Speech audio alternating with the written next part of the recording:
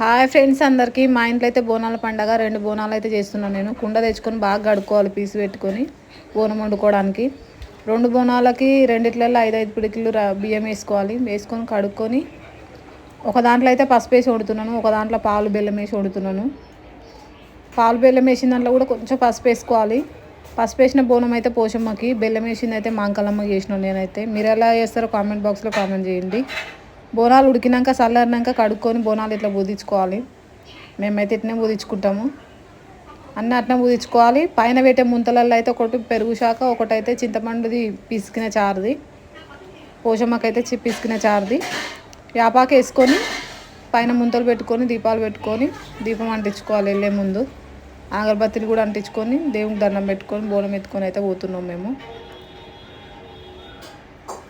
నేను ఒకటి, మా పాప ఒకటి ఎత్తుకుంది బోనం అయితే. మా పాప ముంగట వచ్చేటామే, నేను వెనకాల ఉన్నాను. లైక్ చేయండి, షేర్ చేయండి, సబ్స్క్రైబ్ చేయండి. దేవుని గుడి అయితే మాంకాలమ్మ గుడి చూపించగలిగినాము, పోషమ్మ గుడి అయితే చూపించలేకపోయినాము.